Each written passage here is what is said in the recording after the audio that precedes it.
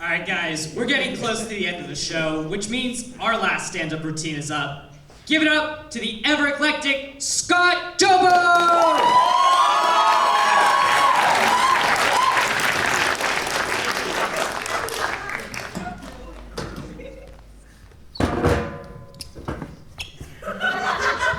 Have you guys ever heard the thing about people who sit like this are always the weirdest ones in the room?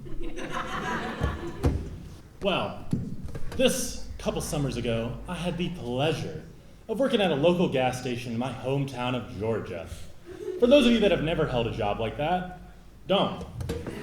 But it did give me some good stories, so why don't we get to those? We'll start at the beginning. At the beginning. This was my first week of training, my first hour on the cash register, and a very kind gentleman tried to pay me with a torn-in-half $1 bill. I told him, reasonably, that I can't accept a torn-in-half $1 bill. That was the wrong answer for him. And what he said is seared into my memory. I was a disappointment to the United States as a whole, and that George Washington himself would be ashamed of me and how far this country has fallen. He then immediately took out another dollar bill and paid for it, no issue.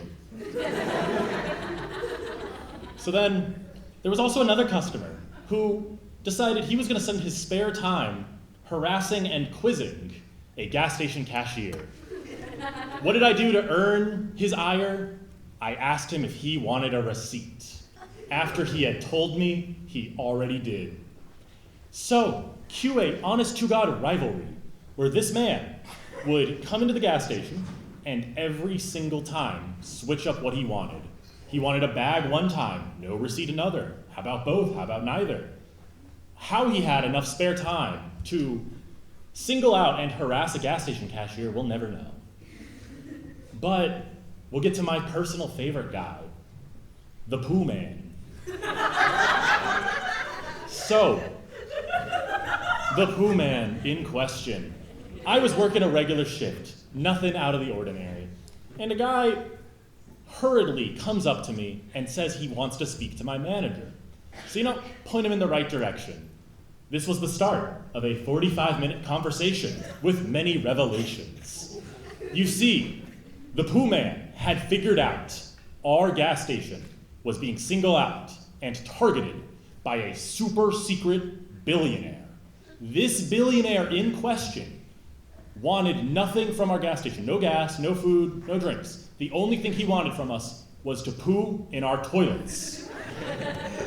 This secret billionaire put on the disguise of a poor trucker, so no one would ever suspect him.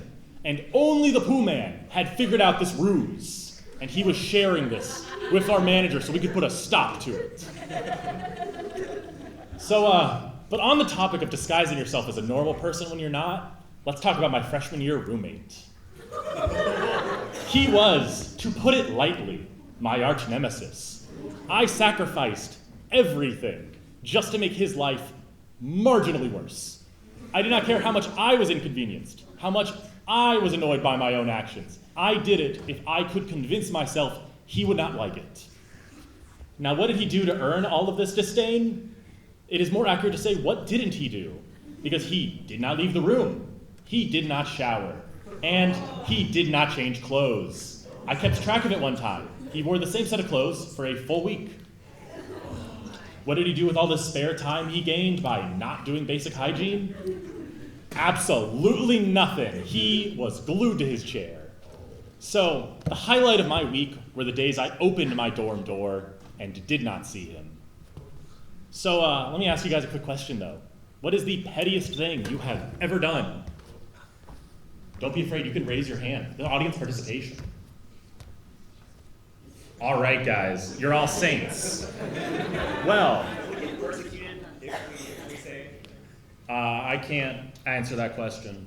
Okay, well, I won't say it. All right. Well, let me explain some of the things I did to screw my roommate over. I started going to the gym regularly. Not because I cared about improving myself, being physically healthier, none of that garbage. Who cares about any of that? The real reason you go to the gym It's so that your roommate sees you going to the gym and will be slightly bothered by the fact that he's not at the gym and will feel marginally worse about himself.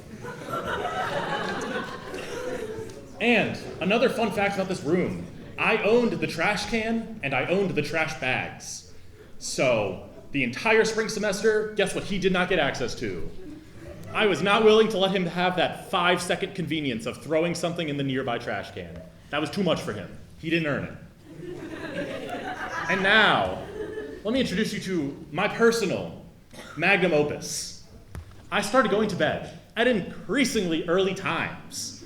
Not because I cared about my sleep schedule, no, but because I hoped that by leaving the room dark, he would leave his monitor on and it would marginally worsen his eyesight 5 years from now.